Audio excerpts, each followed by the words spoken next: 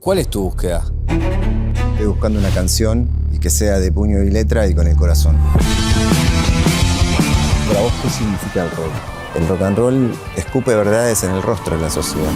Los Gardelitos creo que somos un proyecto que nace como proyecto familiar y se transforma en un proyecto popular, que la gente nos sostiene como proyecto. Y eso de alguna forma hace que de carambola o de coté nos infiltremos en la Matrix.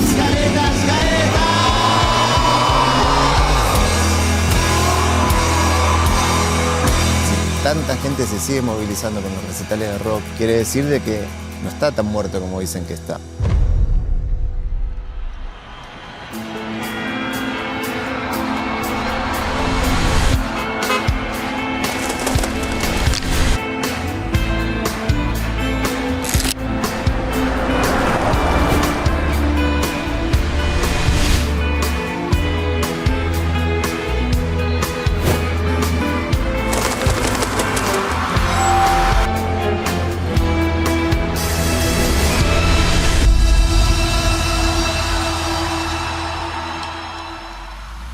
Eli, ¿cuál es tu búsqueda? Sigo buscando alguna luz en medio de esta oscuridad, pero me gusta decir que estoy buscando una canción y que sea de puño y letra y con el corazón. Vamos a un origen. Eli. Es un nombre que parecería que es la abreviatura de un nombre más largo, pero te llamás Eli. Mi viejo tocaba la panza de mi mamá cuando yo estaba por venir y preguntaba por Eli. Y así se fue dando que casi sin pensarlo, sin elegirlo, me fueron llamando así antes de nacer. Y después investigué y tiene un origen muy antiguo, arameo. Me parece que se pronuncia Elí y tiene que ver con las últimas palabras que dijo Jesús en la cruz, supuestamente. Elí, Elí, lama sabachthani, que significa Padre mío, ¿por qué me abandonaste? Eli significa Padre mío, oh Dios mío. Y es lo último que dice Jesús antes de partir. Hay una historia fuerte que tiene que ver con tu papá y tu mamá. ¿Cómo se conocen ellos? Y Sí. imagino que fueron dos historias fuertes que se cruzaron, ¿no? Sí, se conocieron en una barra de amigos, pateaban en aquella época en el barrio de Caballito, en esa zona, primera junta, curtían ahí. Y bueno, de los primeros rockeros que había acá en Buenos Aires, ¿no? A través de esa amistad se va dando una historia de amor. La otra vez hice un viaje especial a Las Grutas, San Antonio Oeste, y me encontré con un lugar en el que convivieron ellos cuando recién empezaba la relación. Y a partir de ese viaje también me encontré con la idea de hacer una canción, ¿no? Que al final terminó siendo El sueño de los locos, que de alguna manera intenta recuperar los ideales de esa época. Y también rescaté una canción de aquella época que se llama Nena Sol, una canción inédita de corneta, que es de la misma época de Buen Día Nena. Y son las primeras canciones que hacía mi viejo cuando estaba con mi vieja. Y fue muy lindo mamar todo ese amor que había entre ellos desde que nací.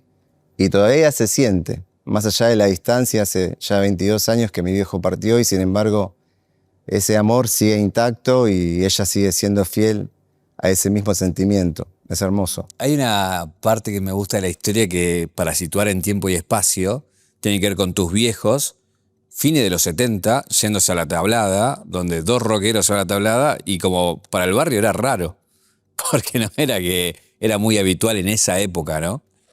Sí, tal cual. Él era el cantor de barrio. Él era el cantor de barrio y se fue gestando también ahí con el primer público que se fue haciendo en las esquinas, con los locos de ahí del barrio. Y eso también yo lo viví de muy chico. Los primeros recuerdos que tengo son de mi viejo arpegiando la guitarra, componiendo canciones alucinantes como La constelación de la Virgen. De esa época también Nadie cree en mi canción, No puedo parar mi moto, muy buenos temas. Y también los locos del barrio que lo escuchaban, que lo conocían en las guitarreadas. Después también me cruzaban a mí, que yo era muy chiquito, tendría 5 o 6 años, y me decían, Cornetita, vení, cantate ese tema que dice Las noches son largas. Y yo con mi voz de pito de 5 o 6 años cantando las noches son largas cuando te... En lo geográfico también va surgiendo un poco la historia, y así como estaba tablada al principio, después vino el Bajo Flores, o cuando estaban en esa casa tomada, digo, el piso 16. Eso también, la vida familiar fue acompañando un poco también, ¿no? Como el arte los iba llevando, ¿no? Sí, era como una aventura. Nosotros en ese momento no nos dábamos cuenta también de que llevábamos una vida muy distinta al resto. En la época de San Cristóbal, que ahí también vivíamos en una casa que era tomada, vivíamos como ocupas. Y sin embargo yo iba a la escuela, o sea, Todo. en ese sentido, excepto que de repente capaz que no podía pasar a buscarme a la salida de la escuela mi viejo o mi vieja, y mandaban a algún amigo, capaz que venía uno un heavy metal, o si no una piba que era amiga de ellos, punk, con la cresta y todo. Y las maestras no me querían entregar. Y no, ¿viste? hacían bien. Claro. Así que, bueno, ahí en esos momentos digo, me parece que somos una familia distinta. Y bueno, con el tiempo me fui dando cuenta que sí. Hay una historia muy particular que tiene que ver con tu abuelo y tu papá. Y es muy interesante también del lugar político, ¿no? Porque tu viejo fue peronista, digo, pero tu abuelo fue un perseguido por ser peronista, ¿no? Sí. Mi viejo nació en el año 53 y en el año 55, con el bombardeo a Plaza de Mayo, lo meten preso a mi abuelo por peronista. Bueno, mi viejo después lo busca a él y lo puede conocer ya más de grande, a los 14 años recién. Así que es por eso que se viene de Mendoza a Buenos Aires a buscar a su papá. Esto es lo que decimos también de la búsqueda de la identidad, que está tan presente en un tema como Gardeliando, ¿no? Como evocar la imagen de la sonrisa de Gardel y esa búsqueda. La canción habla de la búsqueda de la felicidad, pero también creo que tiene que ver con la búsqueda de la identidad. Es algo que marcó mucho la generación, ¿no? de los desaparecidos, que es la generación de Corneta, pero también tiene que ver con algo muy personal, de que él se cruzó el país para encontrarse con su papá y para saber quién era Suárez, quién era su papá. Y eso también es algo que lo marcó a él, por eso me llama la atención el origen del nombre, ¿no? De Eli, de Padre Mío, y esa frase, ¿por qué me abandonaste? Porque él de alguna manera se sintió como abandonado por su papá. Y hay como una cuestión de linaje o de karma familiar, que con el tiempo yo también sentí eso cuando él partió. Creo que a partir de eso se dio algo especial en la historia de la familia que tiene que ver con el peronismo, pero como sentimiento. Mi viejo decía que, bueno, conocer a su papá y entender la ideología del peronismo, ese primer peronismo que vivió mi abuelo Marcos, con la época de Perón y de Eva, de alguna manera también a él lo inspiró para poder comprometerse desde lo emocional con ese peronismo de los 70, ¿no? Y bueno, de alguna manera eso creo que trasciende en el tiempo, en las generaciones, y es por eso que me gusta decir que tengo sentimiento peronista. Bueno, eso es muy loco, porque siempre cuando se hace el análisis político del peronismo, se habla de lo ideológico y siempre se deja de lado en el análisis lo sentimental. Hay gente que dice, soy peronista por herencia o por sentimiento más que por ideología.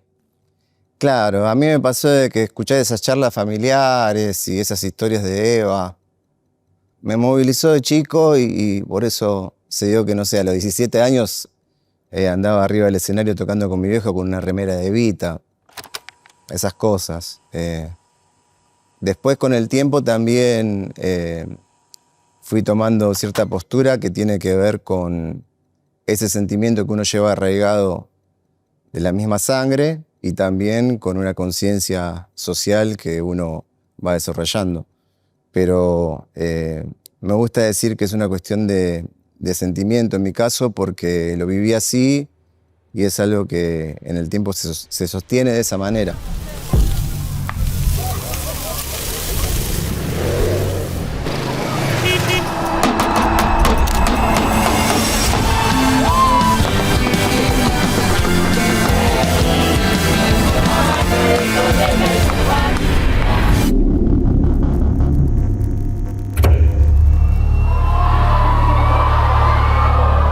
pero la que me parece la cúspide de la poesía del córner es el final de Los Querandíes. Sé que un día los dioses me vendrán a buscar, que la vida y la muerte tienen que pasar, pero no tengo miedo ni quiero eternidad y agradezco a la vida esta oportunidad de amar. Hay un lugar muy particular que es Ciudad Oculta, que tiene que ver con el inicio de todo, no solamente con la relación de tu papá con el barrio, de tuya con el barrio, sino también con la banda empezando ahí, ¿no? Mi viejo conoció a la gente de la Ciudad Oculta, de la villa, porque era vendedor ambulante, vendía papel higiénico y una vez terminó haciéndose amigo de la gente del lugar.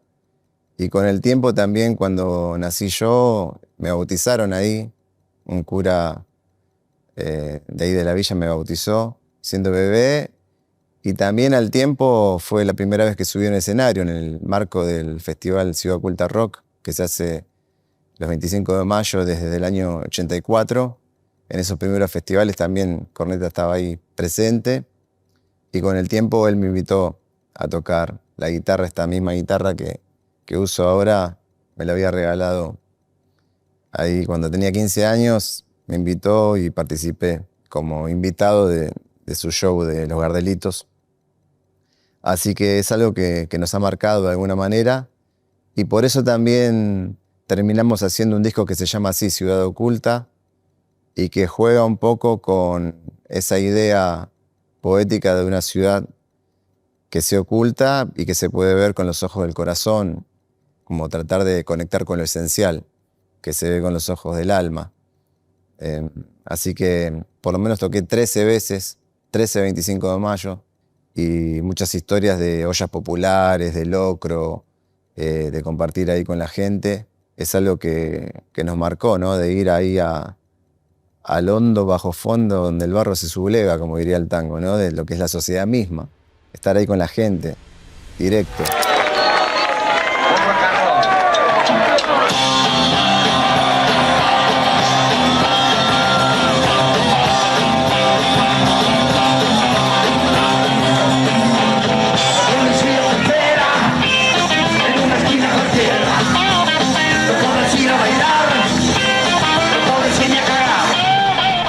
Si vos lo mirás, es una banda rara en la composición, digo. Un padre con 2 hijos, no debe haber tanto, no sé si vos te pusiste a mirar otras experiencias. No es tan habitual, capaz un poco más en el folclore Es familias. verdad, en el folclore se da bastante. Folclóricas, pero tampoco es que sea tanto. Pero no es muy habitual y se dio así porque, bueno, como te decía, eran rockeros mis viejos ya. A partir de ahí se va generando una familia distinta y esa misma familia participa en el proyecto musical que de alguna manera se transforma en un proyecto familiar y con el tiempo un proyecto de la gente, un proyecto popular. Hay cuestiones que tienen que ver con la estética de ese primer disco Gardeliando y de ustedes. Uno tiene que ver con ese logo. Es un logo muy sencillo pero muy impactante y como que queda impregnado. Una vez que lo ves, como te das cuenta que es ese logo. Tiene una historia ese logo, ¿no? Sí, Corneta tenía la idea de hacer un logo para Los Gardelitos, para la banda, con el sombrero y con la nariz. Esa nariz fue tomando la forma de la L para los, y abajo decía Gardelitos, y yo ahí incorporé la sonrisa y la cicatriz. Así que a partir de ese momento que fuimos armando el logo, después ya lo pude dibujar con un marcador Pelican 700 negro, y es como se lo conoce, es algo que dibujé en esa época, en aquella época. Yo tendría unos 18 años cuando estábamos arrancando, 17, 18 años. ¿Y recordás cómo nace el tema de los trajes? Porque obviamente tiene que ver con la reminiscencia a Gardel, pero hubo un momento que a alguien se le ocurrió, che, si nos vestimos así, si salimos así, que también era... Se me ocurrió a mí continuar la idea del sombrero que ya estaba en el logo para abajo. Es decir, y si seguimos esa estética del sombrero con los trajes tangueros, como si fuéramos tangueros de ahora. Y a mi viejo le gustó la idea también, entonces bueno, ya para el primer disco, para Gardeliando, hicimos una foto así con los integrantes de ese momento, que estaba mi hermano Bruno en la batería, Jorge Rossi en el bajo. Los 4 ahí hicimos una foto con los trajes y con el tiempo algunas presentaciones también ahí con los trajes.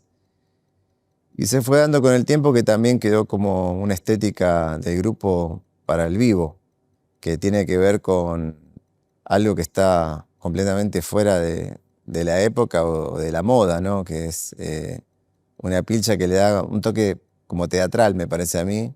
Vincula también con el nombre de la banda, ¿no? Con Gardel, con lo gardeliano, con el tango. Es un rock que es de acá, por eso también Corneta daba en llamarlo rock sudaca. Se refería también a eso, ¿no? Hacer un rock desde esta esquina del mundo que es América del Sur. Y de alguna forma esa identidad nos permitía abarcar también otros géneros musicales, como puede ser una chacarera, algunas cosas que tienen que ver con el tango también, o el tango mismo, distintos géneros, pero dentro de un género que inventamos nosotros, que es el rock sudaca. A ver, empezaron a tocar en muchos lugares, ya el nombre empieza a sonar, el sonido ya es característico. ¿Cómo viste esos años que fueron los años de los primeros años de lo que le dio después el impulso a la banda y el carácter que sigue vigente hasta hoy, ¿no? Sí, en realidad ahí estábamos tocando mucho gratis en Parque Centenario y tratando de tocar en los barrios, haciendo esa movida. Y era una época de ebullición, porque el rock empezaba a ser masivo, ¿no? Tocando en cemento también se fue haciendo una base muy firme que te llevaba con el tiempo, si la gente así lo quería, a hacer obras, que era como llegar a cierta masividad. Pero también el horizonte iba creciendo, iba ampliándose, porque después de obras también estabas mirando lo que podría llegar a ser un estadio en esa época.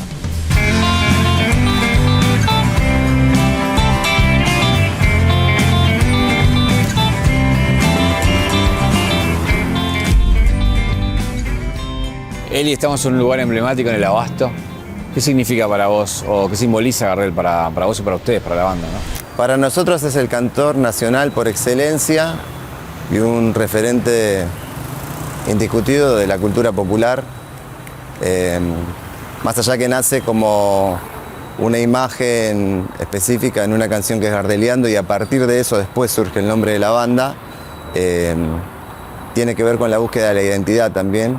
Así que, bueno, es algo que nos representa también en lo estético y en el concepto de artistas populares. Hay una figura de la que algunos rescatan y me parece está bueno hablar. Corneta como poeta es un poeta que no solamente se quedó en el barrio, en el costumbrismo, sino es un poeta con un universo muy amplio.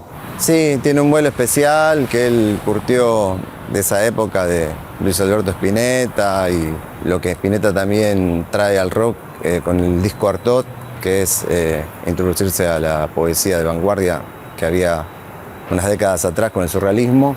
Le encantaba todo ese viaje, todo ese vuelo, además que era ávido lector de literatura de ciencia ficción y bueno, le gustaba el cine también, bastante cultivado. Pero bueno, también a mí me parece que es un poeta popular, ¿no? Un poeta y un poeta de la gente, porque la gente lo recibió así y aún vive en el corazón del pueblo. Él, como decías, era muy fanático de Spinetta. Hay una anécdota que él se lo encuentra a Spinetta. Es muy gracioso porque él era muy fanático, lo iba a ver, pero desde la época de Almendra, vio Pescado, Invisible, todo. Y de hecho, lo más cerca que lo tiene es una vez que arriba del colectivo, él estaba viajando y se sube el flaco Spinetta, y mi viejo se queda como choqueado. Se la pasa ese viaje que comparten juntando coraje para hablarle, para decirle algo, y más allá de que él era muy tímido, también lo tenía muy arriba, como ídolo, como referente. Así que me contó que no se animó a decirle nada, y después cuando se bajó el flaco dijo, bueno, ahí se va Spinetta, que era su inspiración. Hablando de encuentros así icónicos, con Corneta tiene un encuentro también muy trascendente con La Negra y con Sky, que tengo entendido como que los aconsejan, ¿no? Sí, fue en un bar de Palermo, recién habíamos sacado el primer disco, le estábamos contando cómo hacíamos la gira de ese momento, que era el disco Gardeliando, tocando en los barrios, y a ellos les llamaba la atención, les gustaba que sea algo original, algo distinto, y nos aconsejaron que tengamos en cuenta que teníamos la sartén por el mango nosotros, como banda independiente, Por otro lado, también nos aconsejaron que encontremos nuestro propio camino y que no había una fórmula que se pueda repetir de otras bandas, que cada uno tenía que encontrar la suya. Y después lo otro fue que sigamos a la gente. Ustedes llegaron hasta acá siguiendo a la gente y tienen que seguir a la gente que los va a llevar por donde se dé que tengan que ir. Todavía seguimos parados arriba de esas palabras que tuvieron para con nosotros Poli y Sky. Para mí es un honor que hayan venido a vernos Argentinos Juniors en 2022. Poli y él vinieron a vernos porque ella le quería mostrar los muñecos que usábamos ahí, que usamos todavía de escenografía, que están en el escenario, así que fue muy llamativo. Y además también de Los Redondos aprendimos un montón de cosas, que no es solamente la canción, la letra y la música, sino también es la manera de moverte, que eso también tiene que ver Poli, como entendió, y también la estética de Rocambole. Es como un combo, y también el lugar que toma el público en la historia de la banda, que eso es algo que también nos sentimos identificados en la historia de los Gardelitos, como el público tiene un papel fundamental en el momento en el que parte mi viejo y seguimos adelante como banda porque la misma gente nos pedía que sea así.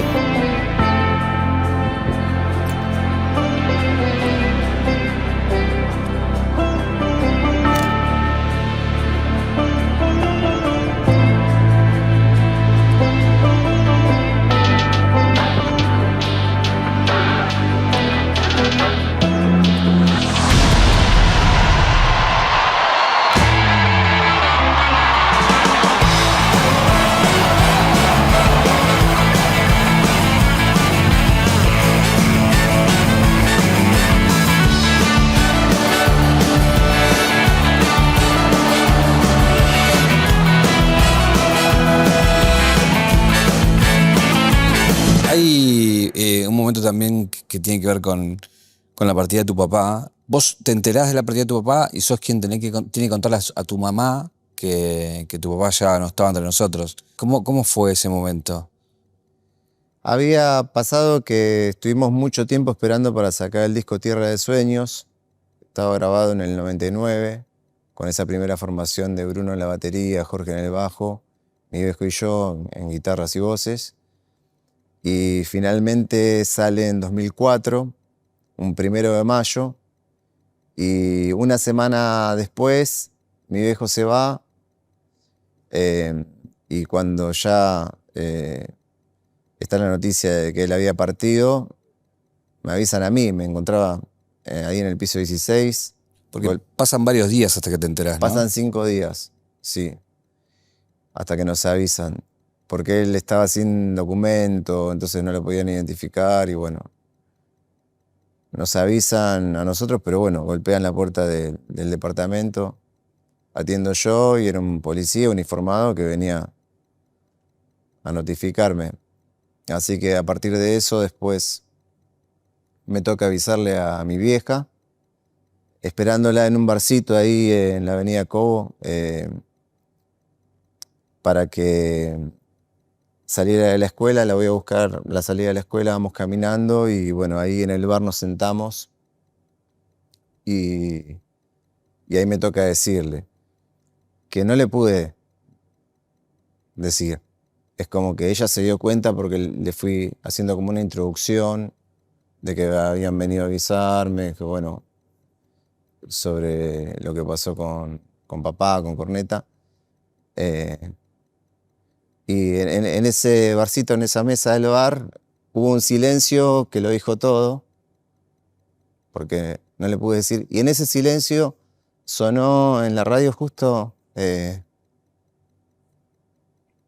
un tema del Flaco, Muchacha. Y ahí la canción lo dijo todo. En ese silencio la canción lo dijo todo porque fue como una caricia. El Flaco Spinetta era el preferido de ellos, de esa época. Entonces esto que dice Corazón de Tiza, también me hace acordar un apodo que tenía mi vieja en la barra que le decían la maestra. Mirá. Ella trabajaba en las escuelas pero como auxiliar. pero tenía en su corazón cierta vocación por la docencia, siempre admiró a las maestras, a las seño. Se dio un momento muy especial, ¿no? Y todo lo que dice la canción, que me parece que es una de las mejores canciones que existe en el rock y en la música popular de acá, Muchacha Juego de Papel, creo que es La Gioconda, es una obra de arte, por donde la mires. Entró justo en ese silencio, es como que esa ternura pudo abarcar todo ese vacío. Y de alguna manera esa canción habló por nosotros, dijo todo lo que yo no podía decir.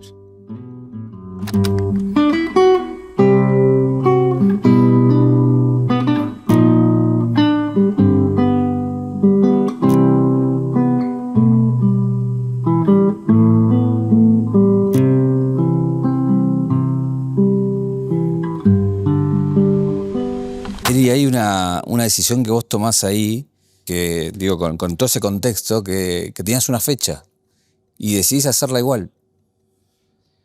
Sí, posteriormente ocurrió una situación del velatorio de Corneta y teníamos ya previsto y promocionado un recital en Cemento para el 25 de mayo. Mi viejo se va un 12 de mayo y bueno, el velatorio se da un 14, un 15 de mayo.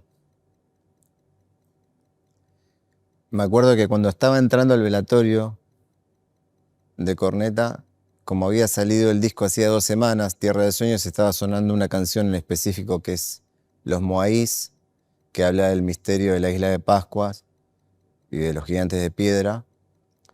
Y ahí es como que me sonó distinto el tema para siempre. Como habla, el infinito cayó a tus pies, o habla de la eternidad y lo que es el misterio, ¿no? En ese momento yo me estaba enfrentando al misterio mismo de la muerte, pero también esa canción habla del misterio de la existencia.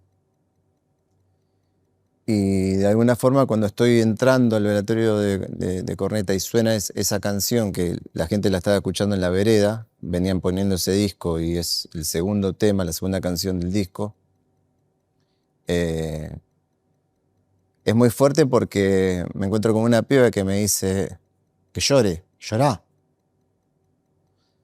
Y yo estaba intentando no solamente sostener mi propio pesar, sino también sostener a mi familia, sostener la banda y el público mismo que estaba ahí.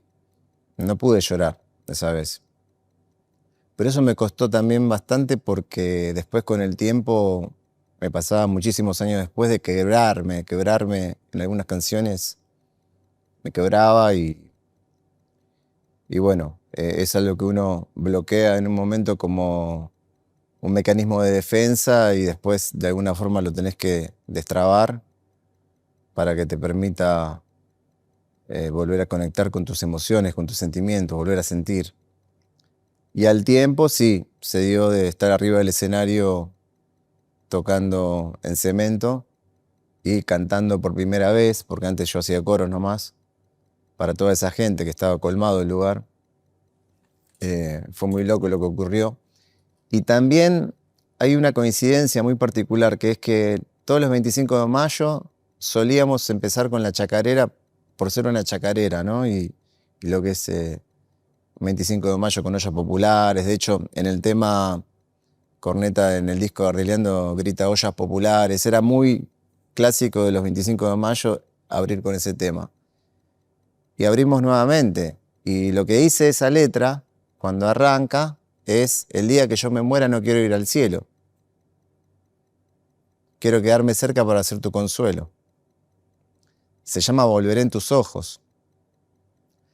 Que ahí salió la idea de ponerle ese nombre de parte mía. Y creo que tiene que ver con que su mirada sigue viva en nuestros ojos. Vuelve esa mirada en nuestros ojos. Así que fue también muy significativo. Tiene como cierta como cierta mística y cierta poesía, ¿no? Que haya sido así. Y después con el tiempo también me surgió una relación muy especial con la tierra que parió la chacarera, que es Santiago del Estero. Y hace unos años, con mis amigos santiagueños, que son folcloristas, fuimos a conocer el pueblo del interior de la provincia, que es Salavina, que se dice que ahí nació la chacarera. Eso fue un 28 de diciembre de 2022. Y ese mismo día me contactó, me llamó Gaby, el manager de La Renga, para invitarnos a tocar como banda invitada de La Renga en Mercedes, 2 semanas después, el 14 de enero. Me acuerdo que había un arcoíris en el camino y bueno, se fue dando todo de una manera bastante mágica también, ¿no? Cuando me contaste el momento duro del velatorio de tu viejo, hay una escena que me contás que tiene que ver con un afán. Pero quería preguntarte vos qué sentías en ese momento. Porque obviamente bloqueaste el no llorar, pero me imagino que por adentro había muchas sensaciones, ¿no? Sí, era una sensación muy extraña que era como sentir un vacío en la boca del estómago, la sensación de no tener huesos, como si estuviera vacío. Donde van los huesos no había huesos y no tenía de dónde agarrarme, de qué sostenerme. Y a la vez también era un vértigo, como una sensación de caer, media de pesadilla, cuando estás cayendo y sentís que nunca terminás de caer, como de vacío también. Y en ese contexto la gente también se acercaba y me decían: ahora tenés que seguir vos con la banda, ahora tenés que cantar vos, vas a tener que empezar a componer. Y era un montón, era mucha información en ese momento que yo estaba choqueado. Pero de alguna forma también eso fue lo que me sostuvo, eso fue lo que me sacó del vacío. Esa intención de la gente de que sigamos adelante como grupo es lo que a mí me sacó de ese momento que era un vértigo infinito. Llega el momento de seguir y tomás la decisión de continuar con la banda.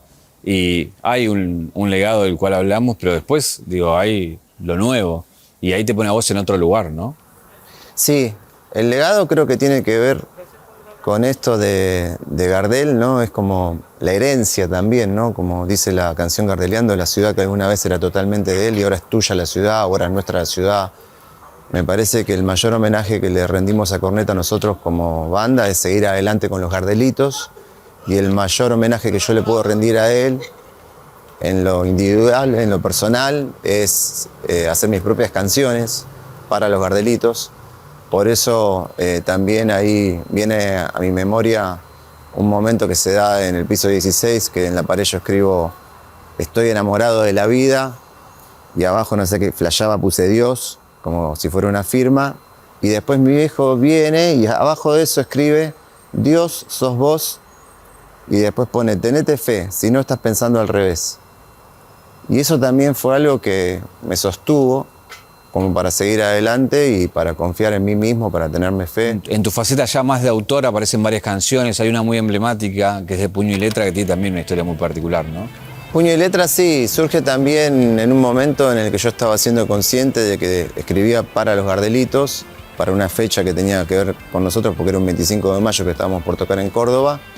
Y a partir de eso sale la canción, que casualmente el título del tema sale de leer un libro de entrevistas de Spinetta, donde él menciona que tenía una letra de Puño y Letra para ser un hombre más, que él venía haciendo el cover de ese tema, un tema de Javier Martínez. Y yo flasheo que eran los dos autores preferidos de Corneta, Spinetta y Javier.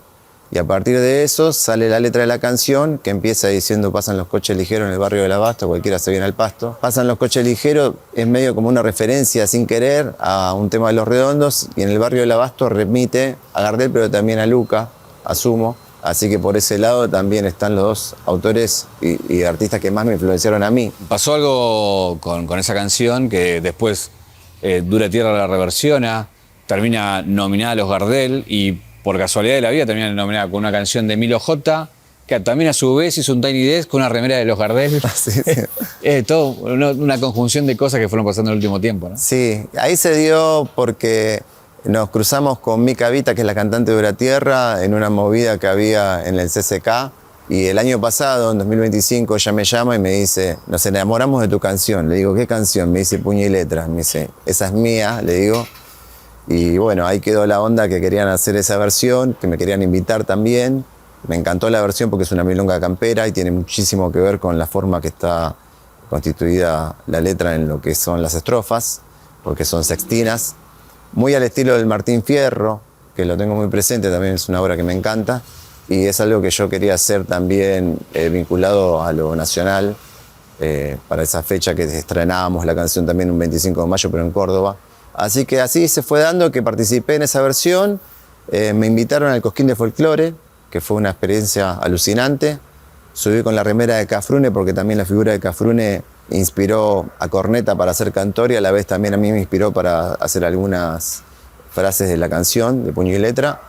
Y ahora se dio que es nominada la versión de la canción para Premio Carlos Gardel de Mejor Canción Folclórica y también compartimos con Milo. Y esa canción también surge de la propuesta del percusionista de Duratierra, que también es percusionista de Milo, Martín, que sugiere que hagan ese cover en versión milonga campera. Y por eso también se dio que cuando fue al Tiny Desk usó la remera de los Gardelitos. Lo charló con Milo y se dio así.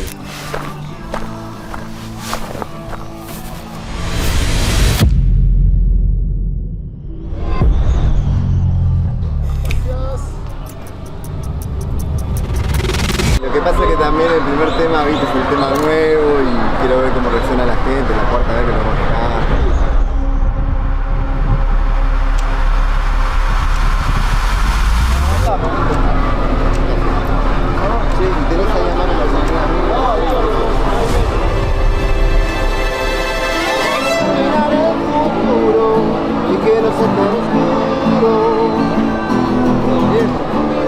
Para ser feliz, sabes sonreír sobre la cicatriz que la vida.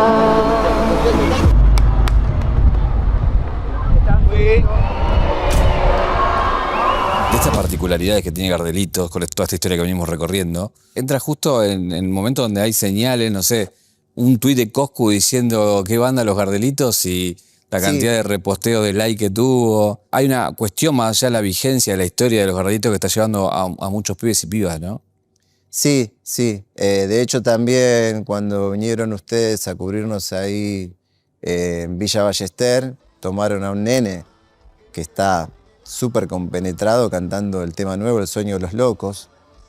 También otra cosa flashera, así mágica que nos pasó es este tema, El Sueño de los Locos, que no tiene todavía un año y ya estuvo sonando la otra vez, por ejemplo, el 24 de marzo, el Día de la Memoria, ahí en la Plaza de Mayo.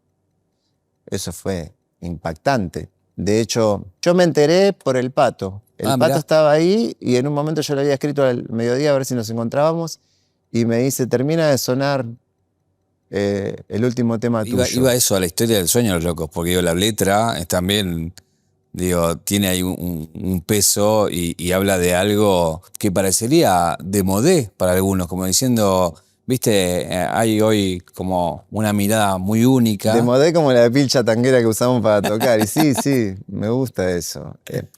Me gusta mucho jugar con la ironía. Cuando te dicen que algo es viejo y pasó de moda, lo uso como más viejo y más pasado de moda, porque para mí no. Entonces, me gusta esto de recuperar las utopías, el sueño colectivo, en una época que se vende tanto el sueño individual, ¿no? Entonces, me parece importante eso porque también tiene que ver con el rock, como ideología, como filosofía. Me parece que también uso la ironía en el video que subimos, en el video lyric de YouTube, que bueno, son un par de esqueletos bailando rock and roll, y es la ironía de cuando dicen de que el rock and roll está muerto. También tiene que ver con esta ironía de que los ideales murieron. Entonces, me parece que si tanta gente se sigue movilizando con los recitales de rock, no solamente de fundamentalistas o de La Renga, también de Don Osvaldo, y también, ¿por qué no?, con los Gardelitos, quiere decir de que no está tan muerto como dicen que está. Y si un nene que tiene, no sé qué edad tendría el chico que estaba cantando ahí en Villa Ballester, El sueño de los 8, locos. 10. 8 o 10 años, lo canta tan compenetrado y tan comprometido con lo que está diciendo. Si sucede eso, creo que de alguna manera es algo que sigue vigente. La potencia del rock como contracultura también, ¿no? Cuando hay un discurso, el rock aparece para contraponer también. Históricamente hizo eso, después fue parte del sistema y en todo caso después, bueno, se tomaron otros rumbos, pero es un poco recuperar el origen, ¿no? Sí, de hecho también esta idea, como decimos, que queda como de modé, entre comillas, de cambiar el mundo o de lo revolucionario, es como que ya se reemplazó la idea de la remera del Che Guevara por, no sé, una remera de Tony Montana, de Scarface. Entonces parece como que nada, viste, vos tenés que soñar como que el mundo es tuyo y vos tenés que conquistar el mundo para vos, un sueño muy individualista, hipercapitalista, que está completamente fuera de lo que se proponía en esa época. Y a mí me parece que está bueno poder retomar eso, porque si bien pasó mucho tiempo, porque estamos hablando de hace medio siglo, de esos ideales, esto que decía también en un momento Woz, ¿no? Como de que la juventud también es una actitud del alma. Me parece que el rock tiene mucho esa línea. Y bueno, con El sueño de los locos se dio algo que fue medio también como una casualidad entre que la gente, parece que después de que tocamos con La Renga, empezaron a cantarnos también a nosotros una bandera que diga Che Guevara, un par de rock and rolls. Y pasaba eso en los recitales y yo decía, este cantito que viene de Los Redondos, porque cuando habla de Walter se refiere a Walter Bulacio, que heredó La Renga, yo no lo escuché en otras bandas. ¿Verdad? Y de repente estaba sonando en recitales de Los Ardelitos, en Varadero, me acuerdo, que era como un rock and roll muy clásico. Claro. Y que se note bien que es algo antiguo, ¿viste? Como que digan, che, esto repasó de moda, sí, pero te lo actualizo porque te estoy diciendo lo que está pasando ahora. Porque es lo que está pasando en el mundo, que de repente pasamos a ser nosotros los locos, que queremos cambiar el mundo, y eso también es una ironía, porque en realidad los que están manejando el mundo son locos malos, porque lo están llevando por un camino de oscuridad total, es un oscurantismo total, y dejamos de lado los ideales y la empatía para entrar en una selva donde vale todo y donde vale la crueldad también, ¿no? Donde la gente está viendo un espectáculo de sangre como si fuera un circo romano.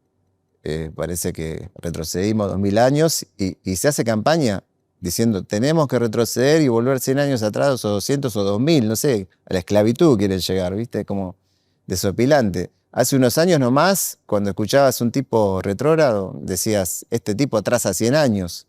Ahora lo que se ofrece es, atrasemos 100, 200, volvamos a la esclavitud. Yo la verdad que estoy de alguna manera choqueado con lo que pasa, pero bueno, me parece que tiene que ver también con que los grandes capitales pudieron tomar el control del avance frenético de la tecnología y evidentemente la tecnología avanzó mucho más rápido que el alma humana.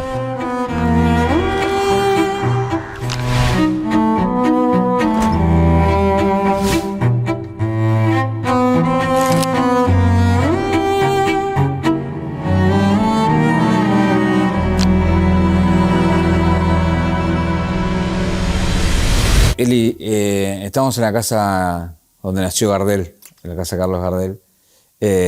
Fue un ícono para nuestra música, para nuestra cultura, así como es el rock. Quería preguntarte para vos, ¿qué significa el rock? ¿Qué pensás que el rock juega un papel, en qué sentido en la sociedad? En la sociedad me parece que es un instinto de transformación y creo que si bien surge como un ritmo bailable en los años 50, que venía también del blues y de los esclavos, de los negros, también después evoluciona gracias a los Beatles en otras armonías, en otras melodías y en un sentimiento más abarcativo que también incorpora distintas culturas y sonidos. Ahí es como que se transforma en una especie de folclore universal, decíamos nosotros con Corneta, y nos demuestra que ya va más allá de un ritmo y de un sonido o de unas melodías específicas que eran del blues, sino que ya se expande e incluso también en el tiempo, ¿no? Porque ellos tenían influencias hasta de la música clásica. Y ya de la mano de las letras de Bob Dylan empieza a tomar forma como movimiento y como contracultura, y tiene ese perfil más revolucionario de pretender transformar la realidad o cambiar el mundo, que tiene que ver con ese contexto social, político, histórico de ese momento de los años 60, pero que también trasciende en el tiempo hasta el día de hoy, lo cual lo vuelve peligroso para la sociedad en esa crítica social que tiene, porque básicamente hace pensar a la juventud, y ese es el peligro que de alguna forma representa el rock para la sociedad. Por eso decimos que el rock and roll es el hecho maldito de la sociedad careta. El rock and roll escupe verdades en el rostro de la sociedad, y quizás eso en este país hace que sea difícil para bandas que representan el rock de esa manera y que le llegan de esa manera a la gente y al público, hace más difícil que tengamos la posibilidad de estar presentes en la ciudad, ¿no? Quizás tiene que ver con eso. Después, bueno, nosotros adentro de ese movimiento, los Gardelitos, creo que somos la oveja negra de la industria del rock and roll, y estamos sostenidos por la gente, por el cariño y la convicción que tiene la gente de seguir el proyecto.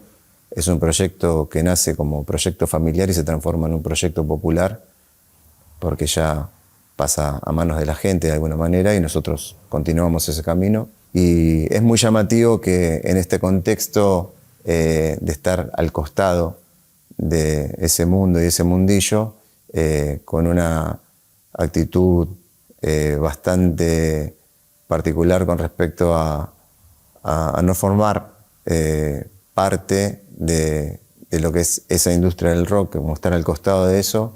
También una actitud nuestra bastante desprendida de lo que es el glamour, de lo que se supone que tiene que ser una estrella de rock. Siempre mantuvimos como un perfil bajo. Creo que es algo especial porque no tenemos el apoyo de una multinacional atrás. Es independiente, la gente nos sostiene como proyecto.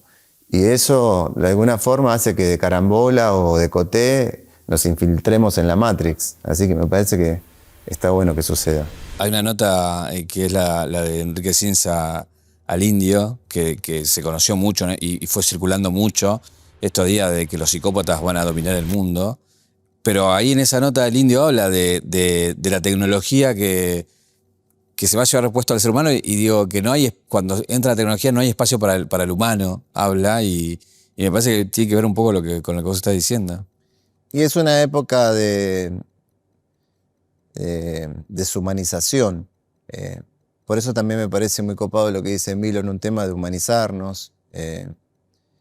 Me parece que es fundamental volver a eso, porque también, ¿no? En El sueño de los locos termino el tema diciendo que el sueño quiere verte brillar y que en tu luz abraces la calma, que no te roben el alma. Porque me parece que también con esto de la inteligencia artificial y todo, corremos el riesgo de perder el alma, ¿no? Como que las cosas no tengan alma. Es como una máquina va a hacer una canción. ¿Cuál es el alma? Y ahí es como que también tiene que ver con esta moda de ser un desalmado, de ser cada vez más cruel, de no tener corazón, de ser un descorazonado. En ese sentido, es como que se puso de moda una estética de lo inhumano, de deshumanizarnos. Y por eso es fundamental que volvamos a esta idea que había antes y que te pueden decir de que ya pasó de moda, pero que es tan necesaria hoy por hoy, de volver a mirarnos a los ojos, volver a conmovernos, volver a sentir. Si no, construimos murallas que nos terminan separando de nosotros mismos. Hay 2 o 3 canciones que quería recorrer también. Una tiene que ver con Pájaro y Campana. ¿Cómo nace esa canción y cómo decidís ponerle ese título? Porque es muy particular la historia también. Sí, ahí se dio, en un Cosquín habíamos anunciado que íbamos a presentar un disco nuevo en el Luna Park, las entradas a la venta, y la mitad del disco, que eran canciones de corneta, estaba, pero la otra mitad estaba la música, porque yo no tenía las letras, excepto puño y letra.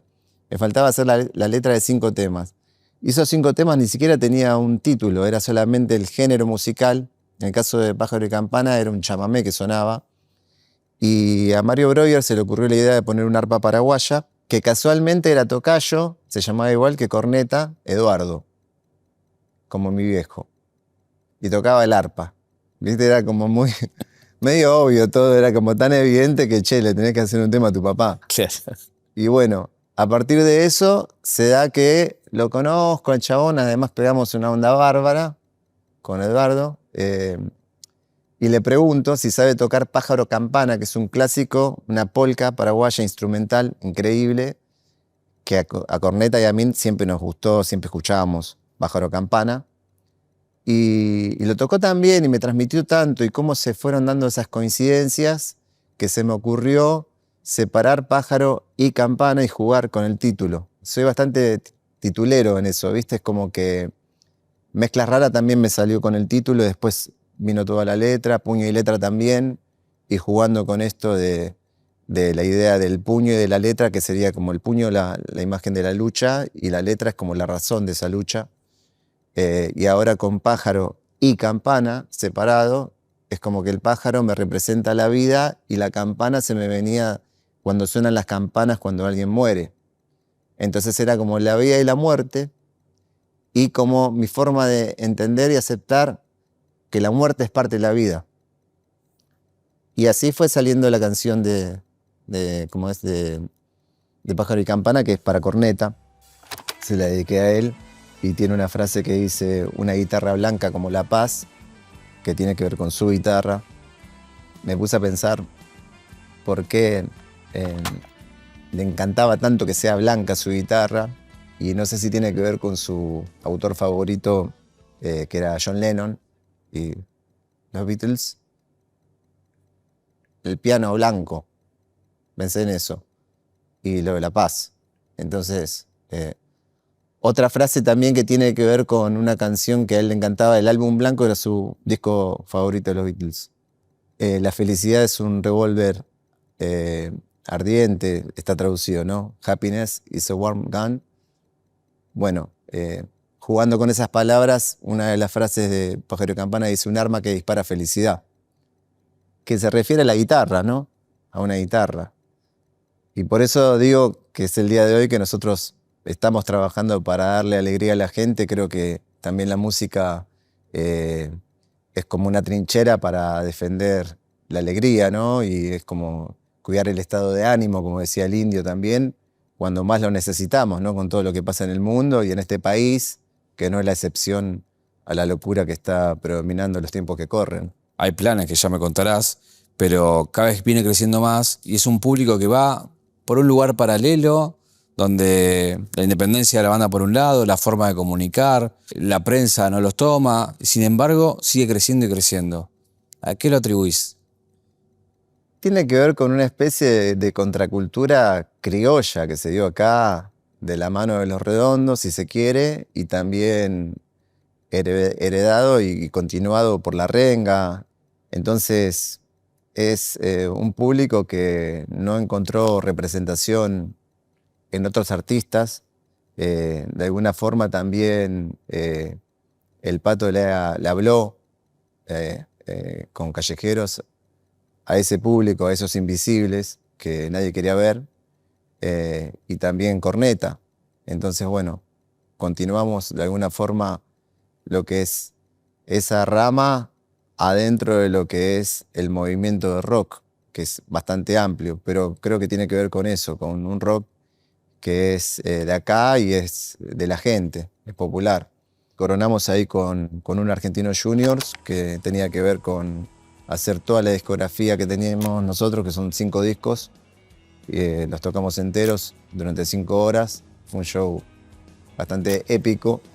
Te cansaste un poco. Sí, no, y me parece una épica también del público, ¿no? Porque siempre decíamos que pensábamos que se iban a ir a las 2 o 3 horas de recital y estuvieron ahí firmes desde un primer momento y hasta el final.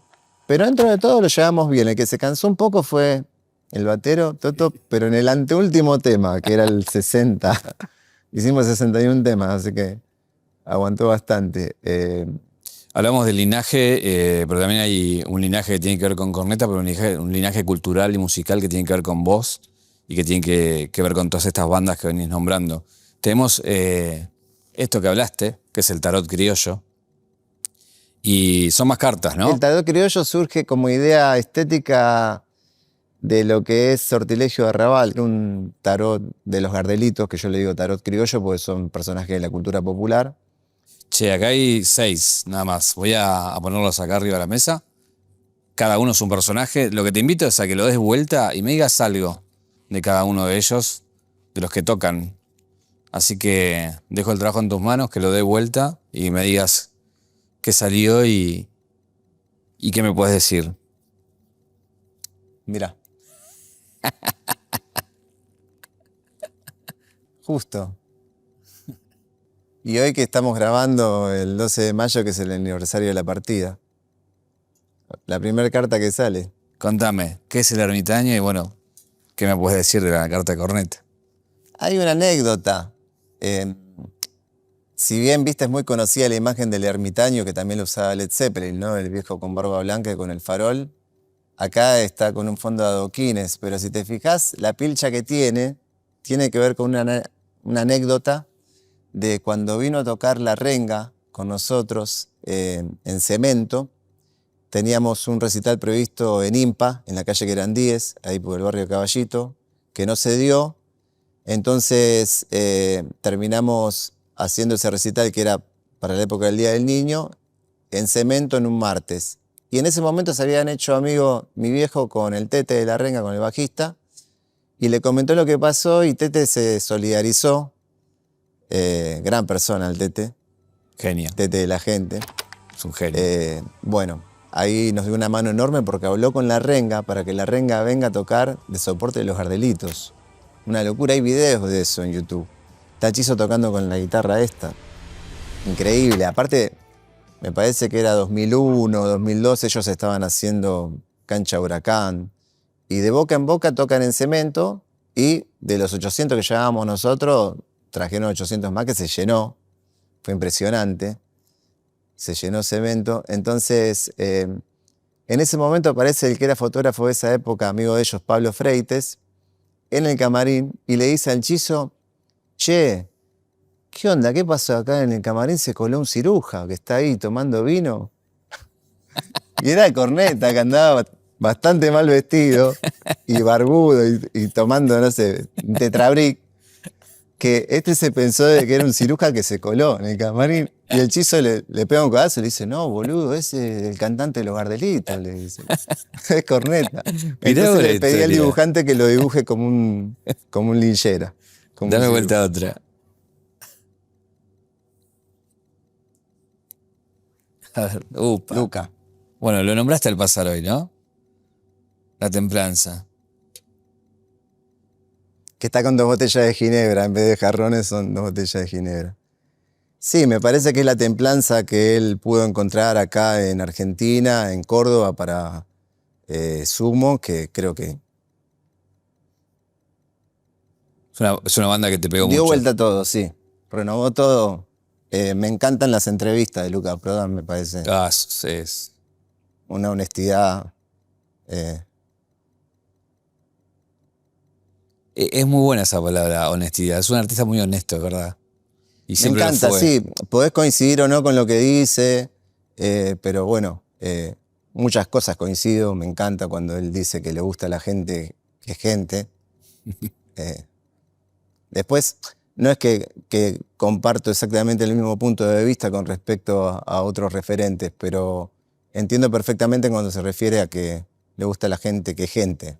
Sí. Que no le interesa ningún cholulaje, o lo que dice también, rascar espaldas, dice acá hay mucho rascar espaldas, todo eso me parece fantástico. Y después, bueno, nada, como él tiene esa libertad para divagar y para hablar cosas también que ni siquiera tienen un sentido lógico, ¿no? No, pero aparte la influencia, yo creo que muchas canciones y muchos artistas de nuestra generación no hubieran sido así sin Luca. O sea, fue como una marca muy fuerte en muchas bandas, ¿no? Yo creo que hasta el Indio Solari lo reconoce como artista y me parece que hay cierta influencia en Luca para con el Indio. Y creo que también Los Redondos heredan un poco ese público que queda dando vueltas cuando Luca se va, ¿no? En el año 87. Igual ya Los Redondos venían creciendo con mucha fuerza y Obvio. hubiese pasado lo mismo, aunque no hubiese aparecido Luca, porque ya Los Redondos venían en ese camino. De hecho, a Luca le gustaba Los Redondos y por eso también hicieron la versión consumo de una letra del Indio, que es mejor no hablar de ciertas cosas. Impresionante. Date vuelta otra, ¿verdad? No te quiero hacer adelantar a lo que salga. Mirá, justo lo estamos nombrando, al mister. ¿Qué dice el emperador? Sí. ¿Por? Y el emperador, yo creo que medio obvio, ¿no? Patricio Rey. ¿Quién puede ser el emperador en nuestro tarot? Y es el indio. Y me parece fundamental en lo que es la cultura popular también, que ya excede lo que es el rock. La convocatoria, ¿no? Cómo mover a las masas. Yo de alguna manera lo relaciono con movimientos sociales y políticos muy importantes en la historia de la humanidad. El último recital del Indio con esas estrellas, más allá que en la escenografía tenía que ver un poco con un homenaje a Bowie, para mí todo ese color rojo era como estar viendo a Fidel Castro. Los Redondos son es una isla en la historia del rock, y es una isla que tiene el tamaño de un continente, porque ¿cómo puede abarcar tanta gente un artista? ¿Cómo puede poner palabras en el sentimiento de tantos? ¡Qué poeta!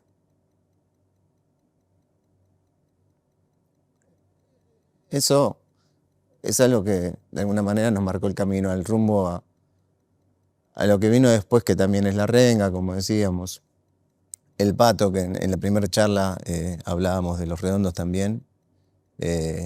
Y bueno, también Corneta supo reconocerlo tanto al Indio como a Luca, por más que sus preferidos eran Spinetta y Javier Martínez, que eran los primeros que él vio siendo chico. Él entendía por qué para mí su Spinetta y su Javier, el Indio, Luca, ambos. Vamos a las otras. Ahora que te toca. A ver. Bueno, la fuerza. Recién la nombrabas también, ¿no? El Chizo. El hechizo. Y además tiene, esa carta trae la imagen del león. La otra vez en el Parque de la Ciudad cumplía años el Chizo. Un día antes del recital probaban sonido, así que lo fui a saludar y le llevé una remera con esa imagen. Porque él sabía el tarot y también le llevé las cartas del tarot de criollo. Así que muy buena onda, y también, sí, sabe transmitir mucha fuerza. De hecho, me parece clave también la actitud de La Renga de ser una banda de barrio y no achicarse, ir al frente, como la gente se lo pedía, aún después de Los Redondos, que son directamente, no solamente el Indio, ¿no? Sky, tocando la guitarra. Es difícil, es como que te deja la vara tan alta en la pluma del Indio y en cómo toca la guitarra del flaco Sky, que es David Gilmour, McNoffler, de acá. De hecho, yo lo pude ver también en vivo a Papo y me movilizó más el flaco Sky, el sonido y todo, ¿no? Entonces, el Indio y Sky en una banda es como un nivel extraterrestre, no existe algo en el mundo que sea así. Y La Renga, siendo una banda de barrio, tuvo la actitud que necesita el rock para seguir adelante. Medio parecido como lo que pasó con los Rolling Stones saliendo después de los Beatles. ¿Cómo haces? Debe tener mucha actitud, mucha personalidad. Bueno, eso es La Renga y ese es el aliento que nos dieron para todas las bandas que venimos después de ellos también, ¿no? De decir, mirá qué groso el chabón cómo se pone al hombro, el Chizo, cómo escribe, cómo toca, la música que hace, y teniendo la vara tan alta de Los Redondos, y se hizo cargo también de la gente. Y bueno, la familia que son ellos, el aporte que tienen desde lo humano, ¿no?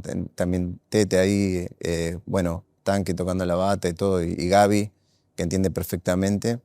me parece que dignamente pudieron continuar algo que parecía imposible y lo siguen sosteniendo porque es la banda más grande del país desde hace tantos años. Total. Y eso que hablás vos es importante, la familia, no solamente la conocida que son ellos, sino todo su equipo, que a veces lo comparten también. Y también este camino que hicieron a su gusto, sin entregar ni resignar nada a nadie. Y eso me parece, nada, que habla de la consecuencia, los años, la vigencia y el compromiso intacto durante muchos años, ¿no? Te quedan 2.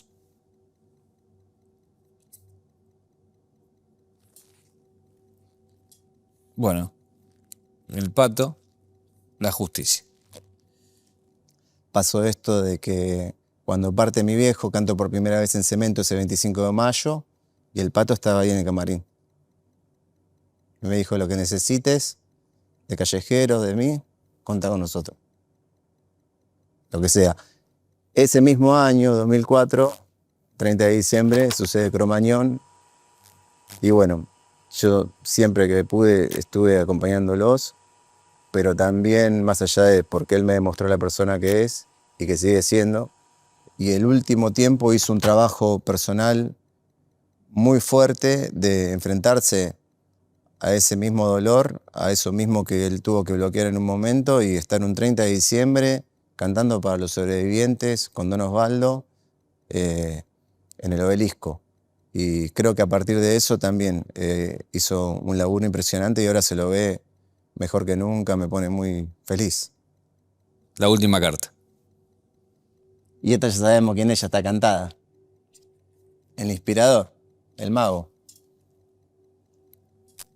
El mago, Gardel, es la última. Y el mago sí, porque tiene... Ahí fue como medio ver que el personaje del mago en los tarot tiene un sombrero y el sombrero me remitió directo a Gardel.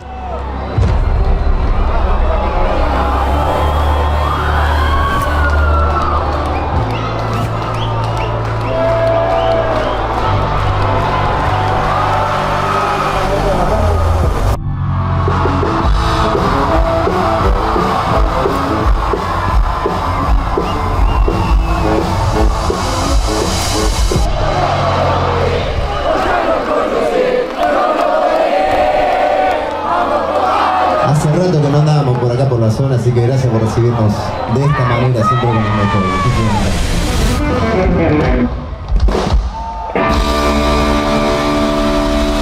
gracias. ¿Qué pasa cuando, porque veo esa reivindicación desde el lado de tomar los sudacas justamente, lo que somos, de dónde venimos, con la estigmatización cuando lees en redes del público? Me interesa escuchar qué tenés para decir sobre eso.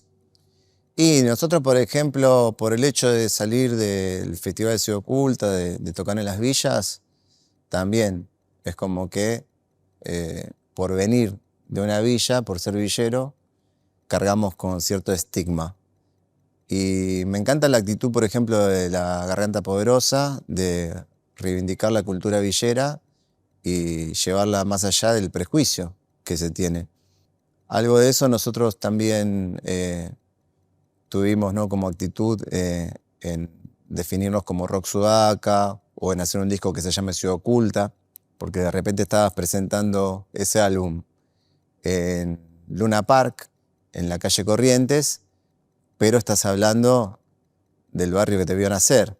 Entonces, si bien es algo que nos marca y que tiene que ver también con gente que nos viene a ver, es un prejuicio difícil de enfrentar, porque ahí también no solamente está el clasismo de que si venís de la villa o que si sos villero, y parecía ser un insulto para esa gente que lo usa de forma despectiva, sino también el color de piel, esto que también habla Milo, ¿no?, de ser marrón, o que acá se le dice negro, también. Y también se suma el otro prejuicio que es, no, son peronistas porque hablan de Perón o porque, no sé, pusieron una imagen a Evita, a lo que sea. Entonces, vos decís, ¿por qué tendría que ser un insulto? Ser villero, marrón o negro. o peronista, como en otro momento comunista, y ahora volvió el insulto, decir zurdos de mierda, ¿no? Entonces, ¿cuál sería el pecado de todo eso? Y en ese sentido nosotros de alguna forma enfrentamos esos prejuicios y decimos, nosotros somos negros, venimos de la villa y tenemos sentimiento peronista. Pero no es porque somos más pulentas o somos mejor que nadie. Es porque justamente no somos peor que nadie por ser eso. En lo que vendrá hay una frase que dice, soñar es un recuerdo para adelante. ¿Con qué soñás? ¿Qué recordás para adelante? Está bueno escaparle a la nostalgia. Yo, por ejemplo, en Puño y Letra hablo, digo, y tal vez valga recordarlo, la vida es nueva a cada paso. Porque siempre que recordamos, recordamos para atrás. Pero nos olvidamos de lo nuevo, lo que está sucediendo a cada paso.